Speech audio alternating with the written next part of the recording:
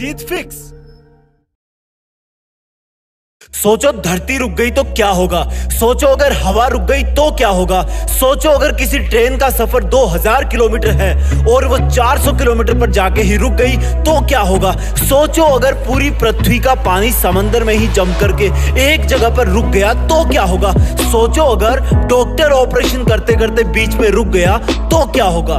सबका एक ही जवाब है कि उनका होना ना होने के बराबर हो जाएगा। धरती घूमने से रुक गई तो उसके होने का कोई फायदा नहीं, असंतुलन हो जाएगा, जीवन समाप्त हो जाएगा। ट्रेन का बीच में रुकने से अच्छा है वो चले ही ना, क्योंकि बीच में रुकने वाला ना इधर का होता है ना उधर का।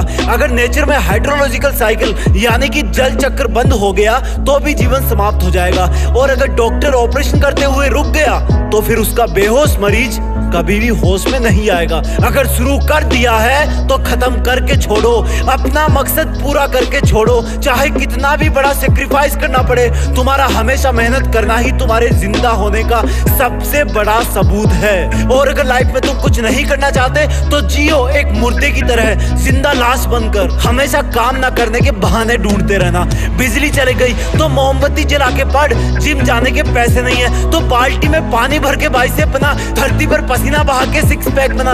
अगर मोबाइल में नेटवर्क नहीं आ रहा तो किसी और के मोबाइल से बात कर, खत्म कर और काम पर लग जा। वेट मत कर नेटवर्क के आने का। अगर स्टैंड पर बस नहीं आ रही तो भीड़ से थोड़ा हटकर स्मार्टफोन में खोए हुए इंसानों की तरफ देख के सोच कि तू आज इस भीड़ का हिस्सा क्यों है। नहीं चाहता था ना तू भीड़ का हिस्सा बनना, तो फिर जो शुरू तूने किया है उसको खत्म कर। चाहे तू किसी भी टाइम में हो, किसी भी जगह पे हो, किसी भी मौसम में हो। बड़ी बड़ी दिक्कत यह है कि तुम बार बार घड़ी की तरफ देखते रहते हो। क्या देख रहे हो? अरे वो नहीं रुकने वाला। अगर तू कर सकता है तो इसमें थ्योरी ऑफ रिलेटिविटी, सापेक्षता का सिद्धांत लगा, उसको देखना बंद कर।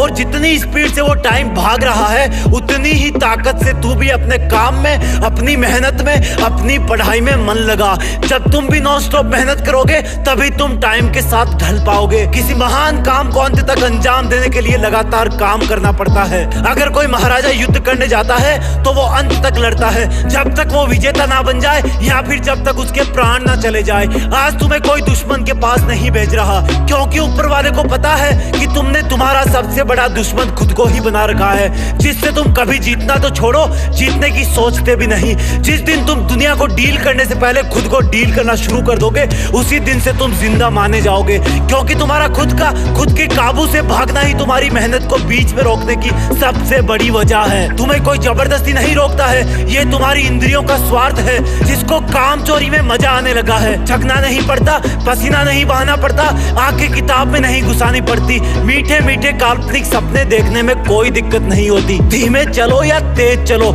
लेकिन चलते रहो, लेकिन इतना धीमे भी मत चलना कि टाइम तुम्हें पछाड़ दे, क्योंकि सब सिर्फ और सिर्फ टाइम का ही खेल है। अगर किसी के पास अनंत समय होता तो चाहे कुछ भी करता, 200 बरस भी लगातार मोबाइल पर गेम खेलता तो भी कोई फर्क नहीं पड़ता। लेकिन अगर तुम अपना हार्डवर्क बीच में ही ड्रॉप कर दोगे तो दुनिया के करोड़ों इंसान तुमसे एक झटके में आगे निकल जाएंगे। लोगों की कमी नहीं है यहाँ, सब आगे बढ़ना चाहते हैं, लेकिन सिर्फ कुछ ही लोग हमेशा आगे बढ़ने को सीरियसली लेते हैं। वो लोग हर कंडीशन से ऊपर होते हैं, उनके अंदर के हार्मोन हमेशा उनको एक ही डायरेक्शन में पुश करते हैं कि कुछ भी हो जाए, जो मकसद मेरा है उसके लिए हमेशा मेहनत करूंगा, कभी नहीं रुकूंगा। मैं हमेशा सिर्फ वही बहाने ढूंढूंगा जिससे मैं इस दौड़ रहे वक्त के साथ चल सकूं। मैं अपने इस अंदर वाले इंसान को मेरा गुलाम बनाऊंगा, ना कि गुरु, क्योंकि जितने भी सफल इंसान हुए ना उन्होंने हमेशा मेहनत करी है, वो कभी रुके नहीं। उनके लिए भी यही भीड़ थी, यही मौसम थे, यही शरीर था, और अगर करना चाहते तो उनके लिए भी कई बहाने थे। वो लोग मोटिवेशनल स्पीच सुनते थे या नहीं सुनते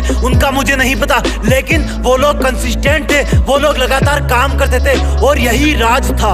आपकी जीत को फिक्स करने के लिए हम ऐसे बहुत सारी वीडियोस लाते रहेंगे। वीडियो फॉरवर्ड करना और जुड़े रहना। जय हिंद, वंदे मातरम।